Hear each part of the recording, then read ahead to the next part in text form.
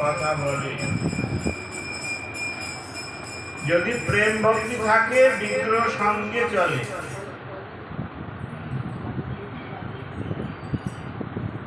তাই সনাতন গোস্বামী সেই ভক্তির চরম অবস্থায় ওনারা বিরাজ করছে। মথুরায় মাদুগুড়ি করে বৃন্দাবনীকে থাকেন। একদিন দেখলেন যে বিগ্রহ যে মদন গোপাল আর ওই বাড়ির একটা ছেলের সঙ্গে খেলা করছে। কি ব্যাপার, এই বিগ্রহ খেলা করছে, একটু কাছাকাছি গেছে বিগ্রহ পালিয়েছে। তারপরে আর একদিন গিয়ে দেখে ওই সকালবেলা ওই বাড়ির মা খিচুড়ি তৈরি করেছে। এত বড় একটা দাঁতন কাঠি নিয়েছে, এইদিকে দাঁত মারছে আর এদিকে খিচুড়ি মারছে, আর এইখান থেকে লালা এইখান থেকে গড়িয়ে গড়িয়ে টপ টপ করে তাই গৌর হরিব ওই খিচুড়ির মধ্যে গিয়ে পড়ছে। সনাতন গোস্বামী দেখে বলছে, মা এটা কি হবে? বলে, আরে ওই মদন, ও সকাল সকাল দিতে হবে, ডাক্তার আমাকে জ্বালিয়ে মারে, এই জন্যে আমি খিচুড়িটা করে দিচ্ছি। তা তো মা খুব ভালো কথা, কিন্তু ওই মদন তো অনন্তপুরী বিশ্ব ব্রহ্মাণ্ডের মালিক, তো ওকে একটু তো পরিষ্কার পরিচ্ছন্ন করে দেবে। তুমি এরকম করে দিচ্ছে, তোমার লালাটা দিয়ে ওর মধ্যে পড়ছে, আর ওইটা দেবে ওকে? যে হ্যাঁ বাবা ঠিক বলেছো তো, আমি তো এতদিন এটা ধ্যান লাগাই না। কেন? ব্রজবাসীরা ভাবেতে সেবা করে, ওদের হৃদয়টা ভাবে ভরা আছে, কখন ঠাকুরের খেতে দেবো সেইটা চিন্তা। ওর মধ্যে আমার লালাটা চলে যাচ্ছে, ওটা ওর ধ্যান নেই। যখন বলেছো ধ্যানে এসেছে, দেখছো তাই তো আমার হাত দিয়ে ঘুরে ঘুরে যাচ্ছে। ও তাহলে বাবা এইটা অপরাধ, তুমি স্নান টান করে গা পা ধুয়ে রান্নাঘরটা ভালো করে ছাপাই করে সুন্দর করে ঠাকুরের সেবা। ওরা ঠিক আছে। এইবারে তো এমনি অমর হয়ে গেছে, স্নান করা, বাসন মাজা, ঘর মোছা, এই করতে করতে হয়ে গেল 2 ঘন্টা লেট। এইবারে যখন খিচুড়ি আরম্ভ করেছে, মদন গোপাল এসে গেছে, পিঠের চালের পিঠো। বলে, এত দেরি করলে কেন? আমার যে পেট জ্বলছে, তোমরা জানো না আমার রাত ভর নিষিদ্ধ করতে হয়। হ্যাঁ, সখীদের জন্য রাত ভর নিষিদ্ধ করে করতে করতে খিদে হয়ে যাবে। হ্যাঁ, উড়িষ্যা এক জায়গায় গিয়েছিলাম, গৃহস্থ তাদের আমাদের গৌরী মঠের মতো ঠাকুর, চৈতন্য মঠের শিষ্য। তো গৌরী মঠের মতো ঠাকুর আছে রাধাকৃষ্ণ মহাপ্রভু। সকালবেলা দেখি যা ভোগ দিচ্ছে দুপুরের থেকে বেশি, সে কত রকম। আমি তো কি ব্যাপার, এই সকালে এত কেন? বলছে সকালে গোপালে কৃষ্ণের খিদা বেশি। আমি আর কিছু বললাম। তা এখন দেখছি ওই ব্রজবাসীদের বাড়িতে গোপাল কান্নাকাটি করছে সকালবেলা, সে বেশি করে দাও, সারা রাত জাগি, নাচি, খিদে হয়। এটা আমার বলার উদ্দেশ্য কি না, সনাতন গোস্বামী জানাচ্ছে এখনো গোপাল নাচে বৃন্দাবনে সারা রাত।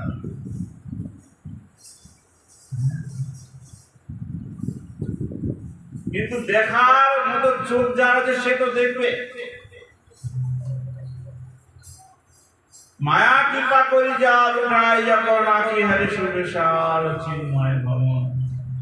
যাই হোক, এদিকে বুড়ির মা বলছে, বাবা অত মারিস না, আমার গা হাত ব্যথা হয়ে যাচ্ছে, করে দিচ্ছি তাড়াতাড়ি। না, তাড়াতাড়ি দাও, তাড়াতাড়ি দাও। এই করছে। একদিন সনাতন গোস্বামী এসে দেখছে ওই পিটাচ্ছে বুড়িমাকে, আর সনাতন গোস্বামীকে দেখে মন্দির পাঠিয়েছে। সনাতন গোস্বামীকে বলছে, ও বুড়িমা, এখন তো ঠিকঠাক করে দিচ্ছে? বলে, দিচ্ছি তো বাবা, কিন্তু আমার অবস্থা খারাপ, আর বেশি দিন বাঁচবো না। কেন?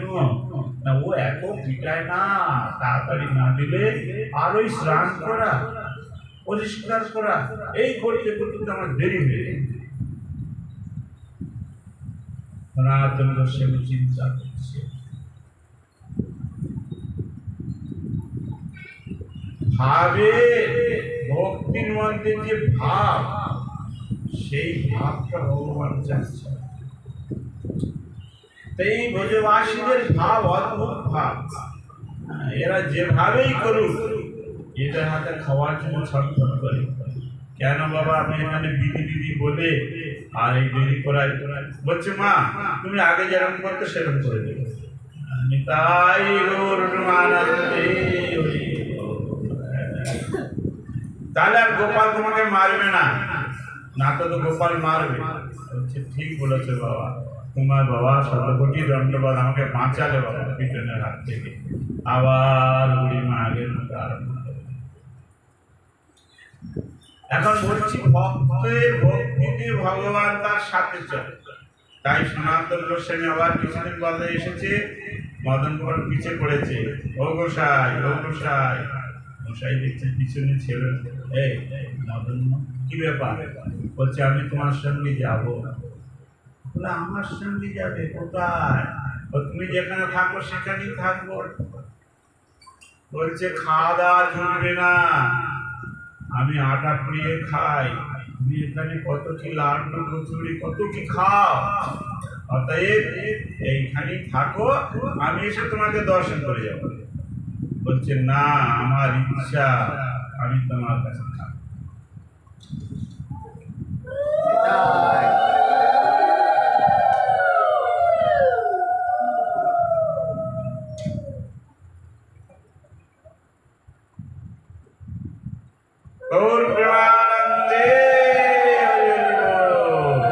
এখন সনাতন গোস্বামীর পিছে পিছে চললে,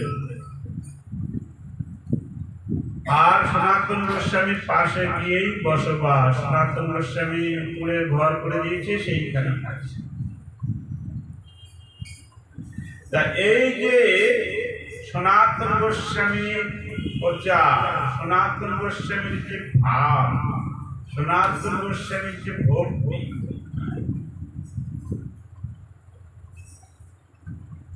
আমাদের এটা চিন্তা করতে হবে আর প্রার্থনা করতে হবে।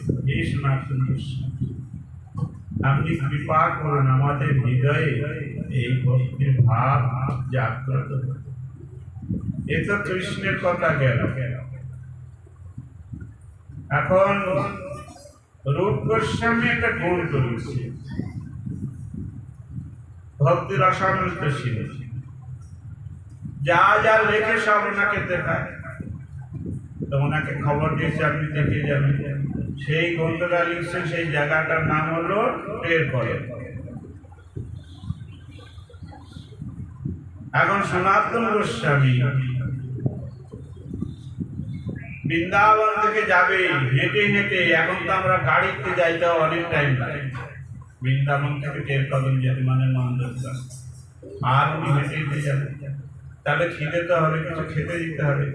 এইদিকে রূপ গোস্বামী গ্রন্থটা শেষ হচ্ছে না, দেখছি উনি আসার আগে শেষ করতে হবে। ওই বসে বসে লিখছে, আবার মনে মনে মাঝে মাঝে চিন্তা করছে, সনাতন গোস্বামী আসবে কি খেতে দেবো, ঘরে তো কিছুই নাই, কিছু একটা জোগাড় করতে পারলে ভালো হতো, উঠতেও পারছে না।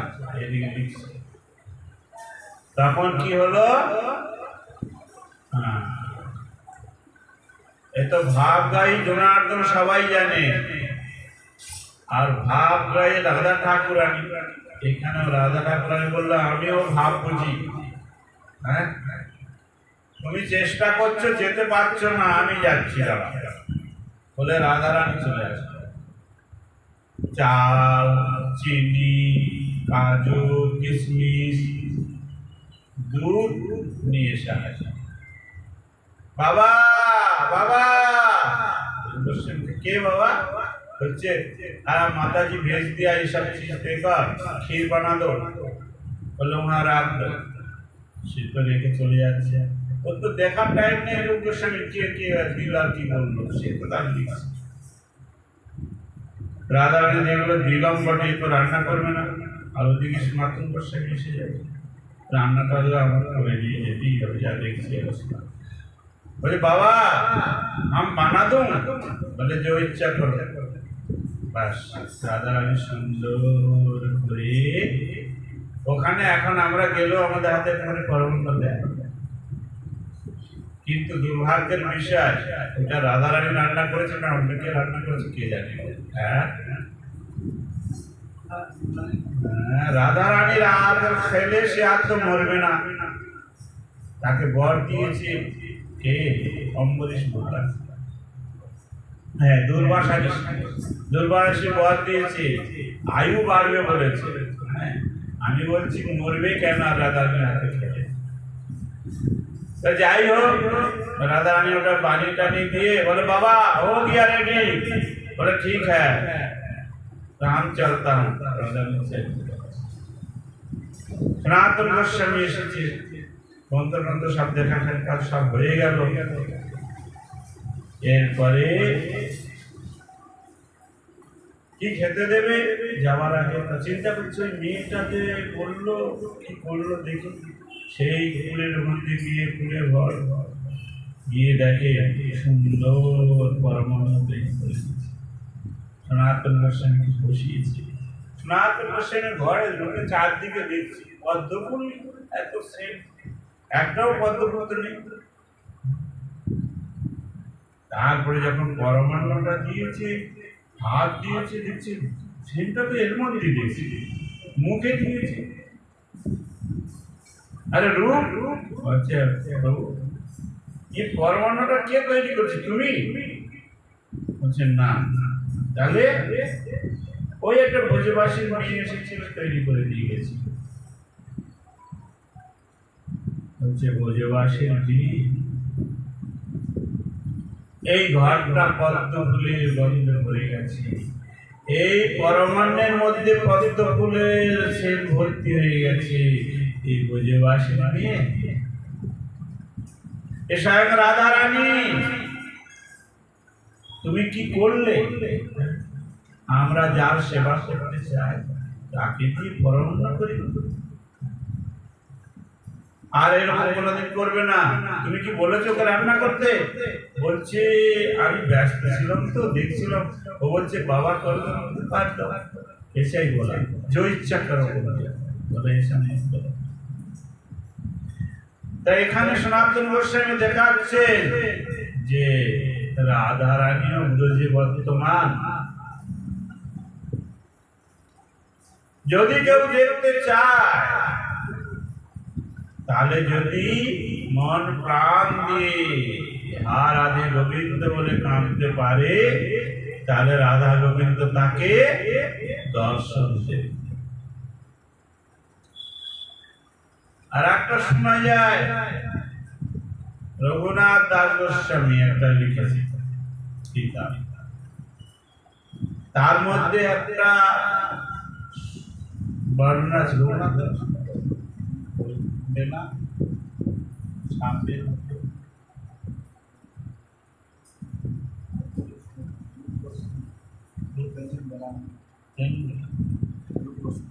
তা ওই রাধা কুণ্ডে ওটা দেখিয়েছে। ওর মধ্যে শ্লোকটায় আছে রাধারানীর বেনিটা সাপের। তা এখন সনাতন গোস্বামী বলছে কত কি ভালো ভালো জিনিস আছে, তার সঙ্গে উদাহরণটা দিলে তো ভালো হতো। তুমি এই সোনা সাপের নাম দিয়েছো রাধারানী বেনিতা।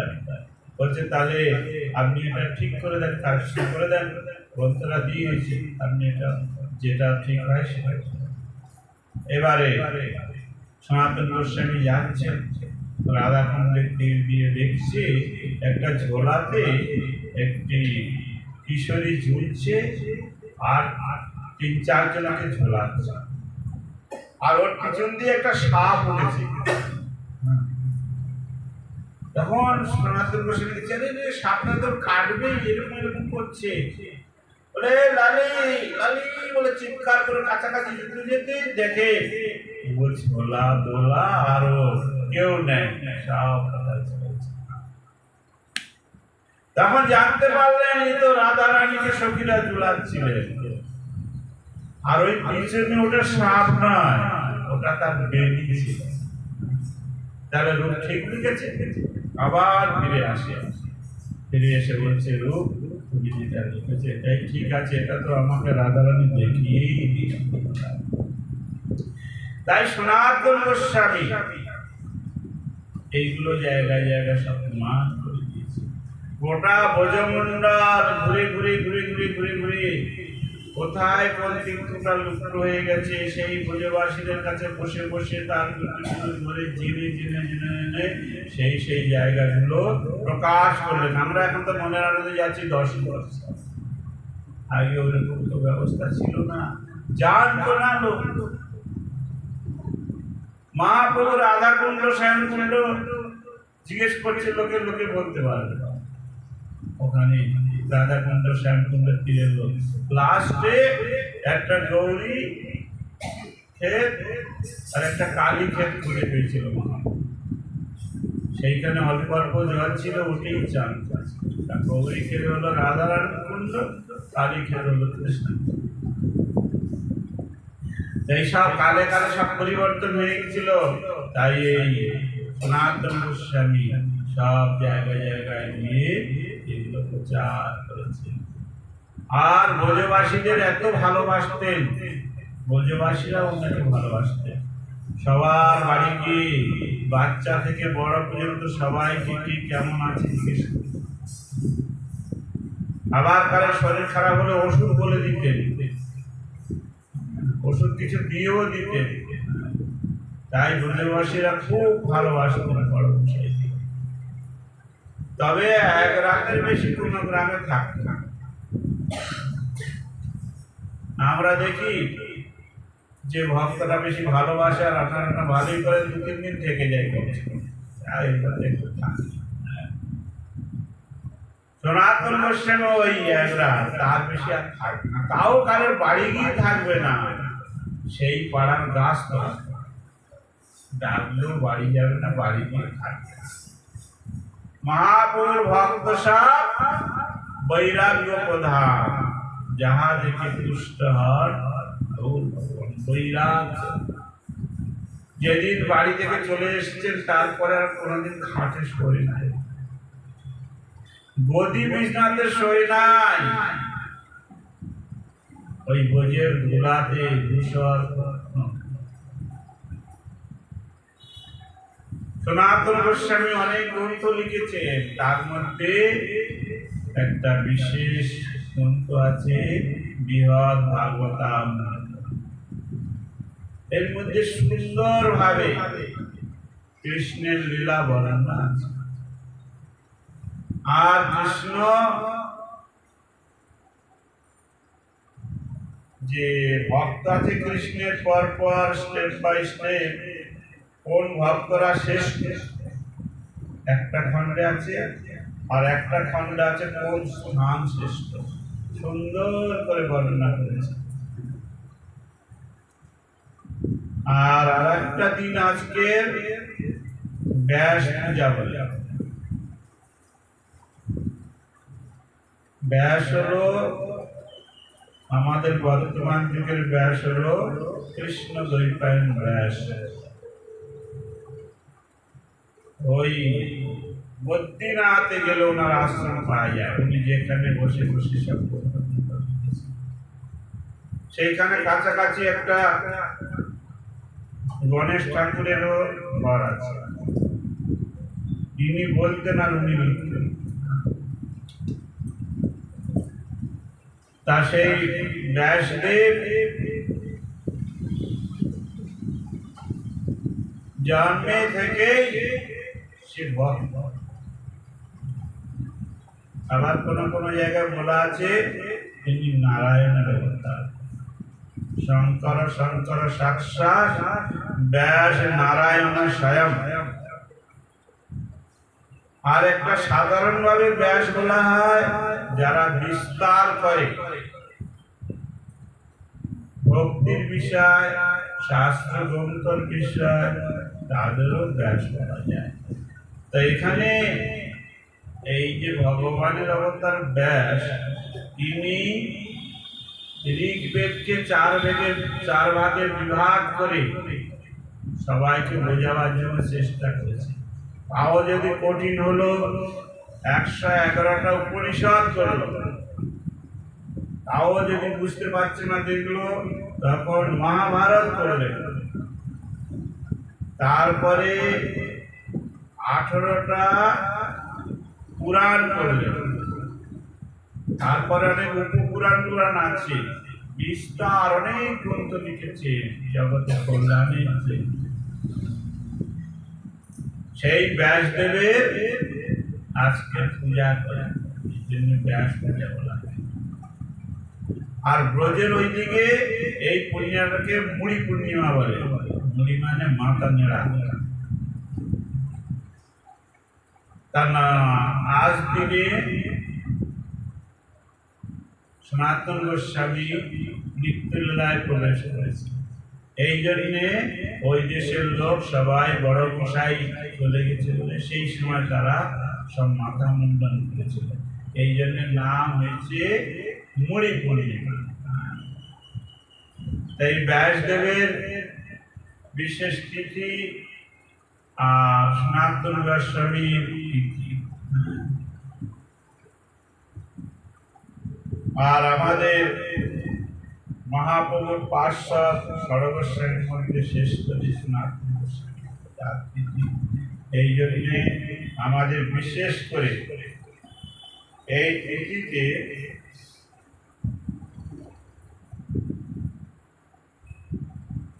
ব্যাসদেবের পূজা।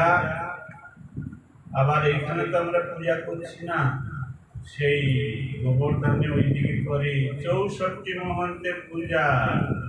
তারপরে ব্যাস পূজা, আর একটা কি কি করে গো, পঞ্চতত্ত্ব পূজা, ষড়গোস্বামী পূজা, 64 মহান্তের পূজা, ধ্যান করে সে অনেক কিছু। ওই আমাদের যে নাট্য মন্দিরটা ভর্তি করে ফেলে ঘট সাজিয়ে সাজিয়ে সবটাই নাম, ওখানে একটা মহারাজ আছে। তাই এইসব আজকের দিনে হয়ে থাকে, কিন্তু আমরা বদ্ধজীব, আমাদের মেনলি কৃপা দরকার।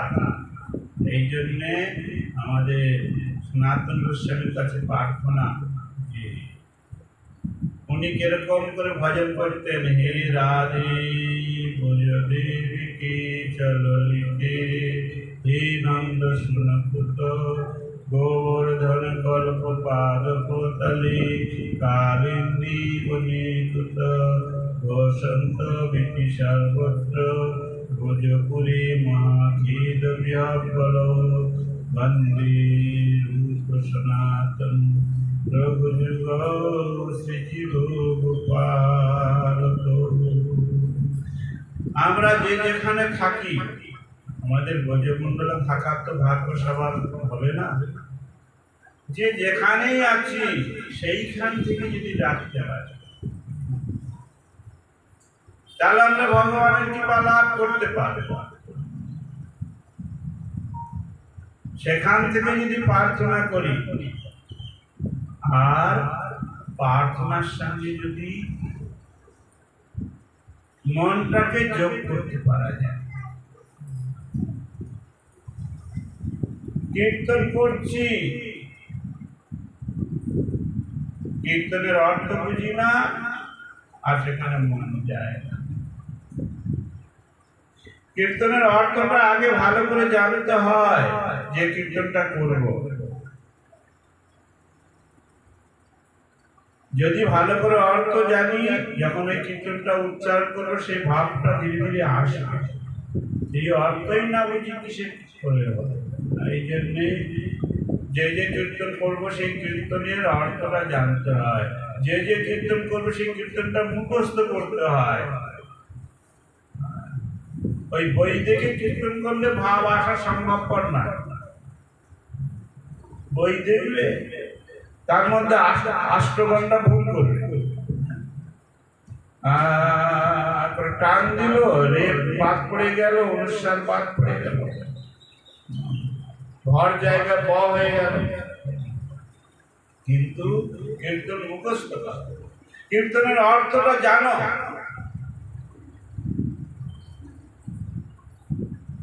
এবং যে কীর্তন লিখেছে তার শরণাপন্ন এই কীর্তন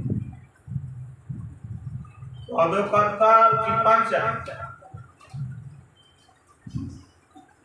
এইভাবে যে গ্রন্থটা পড়ব সেই গ্রন্থ লেখকের শরণাপন্ন হওয়া দরকার। যার শিক্ষায় গ্রন্থ লিখে দেখো সেরকম কিরকম আমাদের লিখেছে কৃষ্ণদাস কবিরাজ গোস্বামী।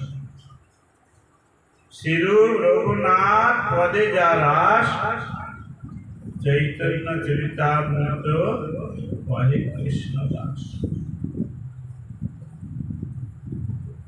আমি এই গ্রন্থটা লিখলাম আমি বলছি না,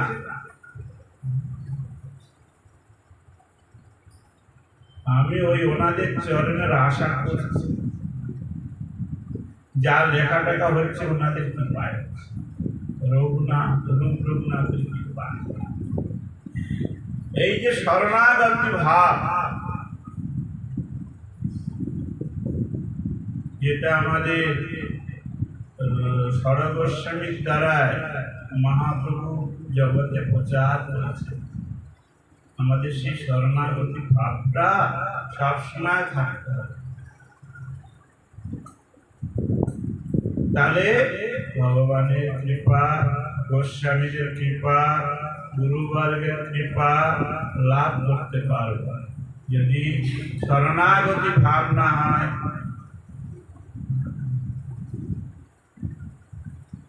নারায়ণ গোস্বামী মহারাজ বলেছিল বৈষ্ণবের 26টা গুণ, ওর মধ্যে একটা গুণে কৃষ্ণের নাম আছে। ওইটা যদি বাদ যায় আর 25টা গুণ থাকলেও কোনো কাজ হবে না।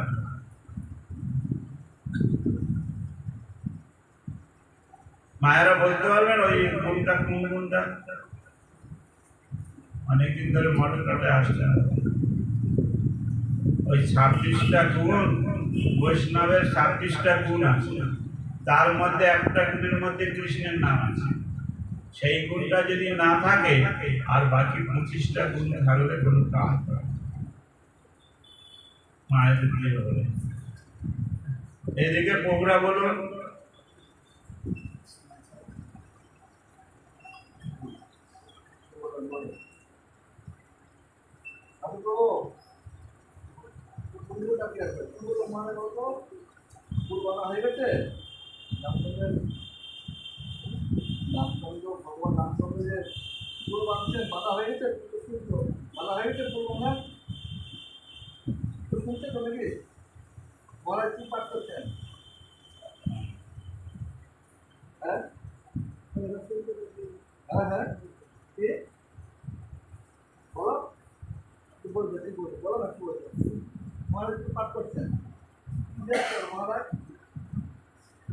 আচ্ছা আচ্ছা, আমি বলছি তাহলে। কি বলছে বলো? কৃষ্ণ শরণ। তো কৃষ্ণৈক শরণ একটা শব্দ আছে, তো ওই কৃষ্ণৈক শরণ গীতায় বলছে কৃষ্ণ মা মেব, যে আমার শরণাপন্ন হবে সেই উদ্ধার হবে, আর সব মরবে। কেন? আমার মায়া খুব শক্তিশালী। মা মেব যে প্রবর্তন্তে মায়া মেতাং করন্তি, আমি উদ্ধার করে দিই, সে নিজেকে উদ্ধার করতে পারবে না। লাস্টের দিকে বলছে তমেব শরণং গচ্ছ সর্বভাবেন ভারত। সর্বভাবে মানে আত্মনিবেদন করো, চরণে পড়ে যাও, তাহলে স্থান প্রাপ্স্যতি শাশ্বতম। শাশ্বতম মানে অপরবর্তী, পরিবর্তন হয় না, একই রকম নিত্য যে উজ্জ্বল ধাম, সেই ধামটা তুমি পেয়ে যাবে।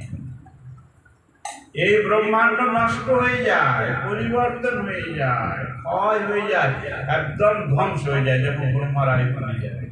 কিন্তু শাশ্বত যে জায়গা, সে সব সময় উজ্জ্বল থেকে উজ্জ্বল,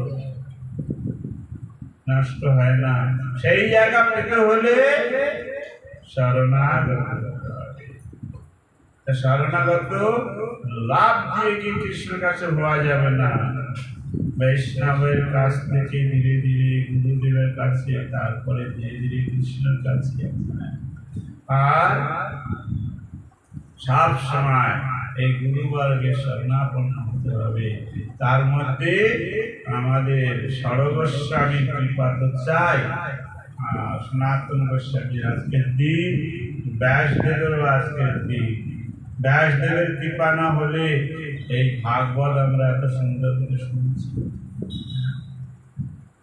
ভাগবত প্রথমে 4 শ্লোকে প্রকাশ ছিল, ওই 4 শ্লোক করে আমরা কিছু বুঝলাম না।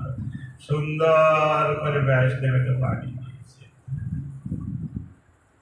কৃষ্ণের লীলা আমরা যা শুনছি বলছি, এসব ব্যাসদেবের কৃপাতে হয়েছে।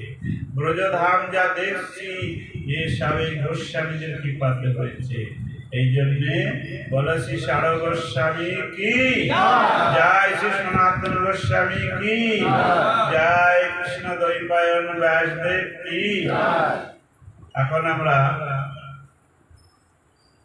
পূজ্যপাদ হরিজন মহারাজের মুখে এই ব্যাস পূজার বিষয়ে কিছু শ্রবণ।